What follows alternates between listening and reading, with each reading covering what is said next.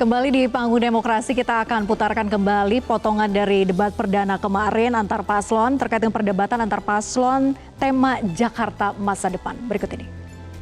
Daya manusia menjadi sangat penting dalam penilaian untuk indeks kota global. Dalam indeks yang dikeluarkan oleh PIRNI, sumber daya manusia 30% menempati itu. Maka kita harus yang namanya kartu Jakarta Pintar, kartu Jakarta Sehat, dan juga untuk para mahasiswa KJMU, betul-betul negara harus hadir untuk itu.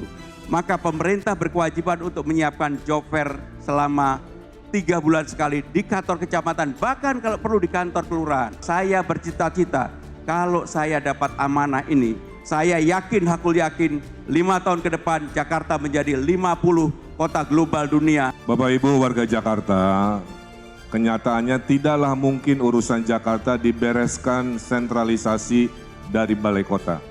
Konsep Ridho adalah DKI, desentralisasi, kolaborasi, dan inovasi.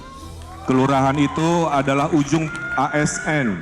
Di bawah kelurahan ada RW. Itulah kenapa kita akan demokratisasi warga-warga Jakarta yang pintar untuk mendesain sendiri versi globalnya mereka. Dengan cara apa? Diberi anggaran 200 juta per tahun per RW, total 1 miliar selama 5 tahun, insentif RT RW, Dasawisma, PKK, Posyandu semua juga dinaikkan. Undang-Undang nomor 2 tahun 2004 sudah mengatur untuk keperluan RT, RW, dan kelurahan itu angkanya tidak boleh lebih dari 5%. Sehingga dengan demikian, apa yang akan kami lakukan untuk kelurahan, kami akan membangun yang disebut dengan balai rakyat.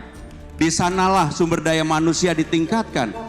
Oke, langsung saya ke Kang Yayat. Kang Yayat, kalau melihat tadi jawaban dari para paslon, mana yang lebih sesuai dengan indikator kota global? Kalau melihat dari Mas Pram, tadi pemerintah yang mengatur dengan membangun balai rakyat, peningkatan SDM, kemudian job fair 3 bulan sekali. Kalau RK gelontorkan anggaran 200 juta per RW, kemudian insentif Dasawisma, PKK ditingkatkan, tapi masyarakat yang membentuk sendiri atau menciptakan kota global versi mereka.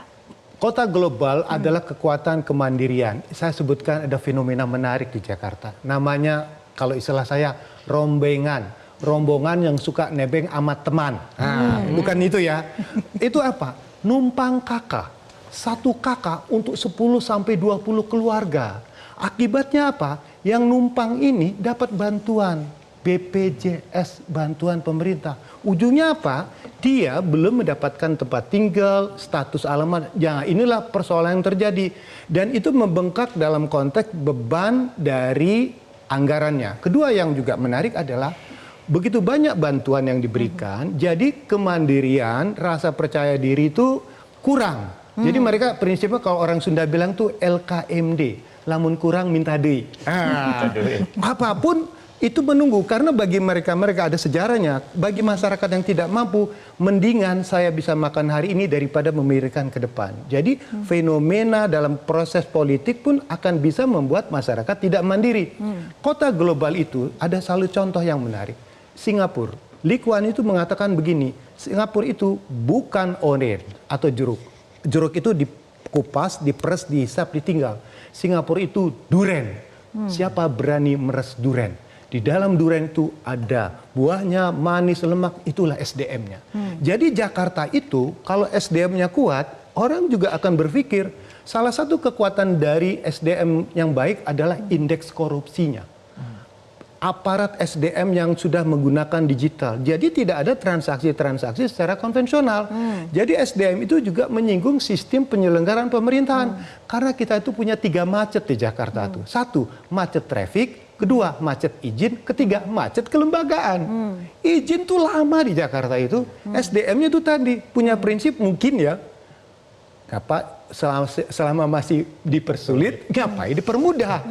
Itu orang menunggu lama. Kedua tadi kelembagaan, terlalu banyak proses yang panjang sehingga ketidakpastian itu. Nah, sistem itu, ekosistem itu yang harus dibangun dengan kekuatan SDM yang keren. Oke, Mas Ibnu silahkan menambahkan.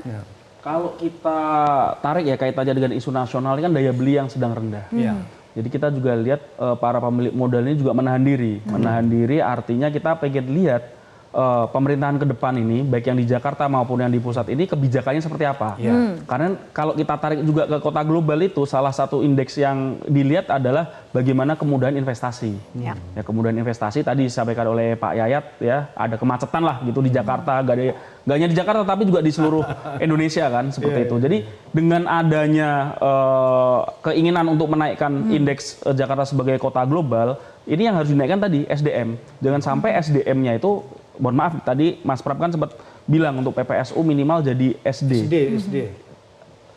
Kalau saya rasa kurang cocok ya, harus bukan menyesuaikan kondisi pendidikan, tetapi masyarakat yang harus ditingkatkan, sehingga nanti kaitannya masyarakat semakin berpendidikan, ya, indeks sebagai kota global itu akan naik. Karena apa? Masyarakat itu di kota global itu dia punya peran serta yang sangat tinggi. Jadi nggak semuanya itu top down, tetapi bottom up. Jadi dari bawah, ya, entah modelnya musrembang atau apapun itu. Tadi juga Mas Pram juga bilang ada balai rakyat lah. Itu balai rakyat kalau memang bisa aktif bagus, ya, itu bisa jadi salah satu lahirnya kota global Jakarta yang bisa benar-benar mensejahterakan rakyatnya. Tapi job fair 3 bulan sekali? Tapi kalau bisa benar-benar diselenggarakan. Oke. Jelajahi cara baru mendapatkan informasi. Download Metro TV Extend sekarang.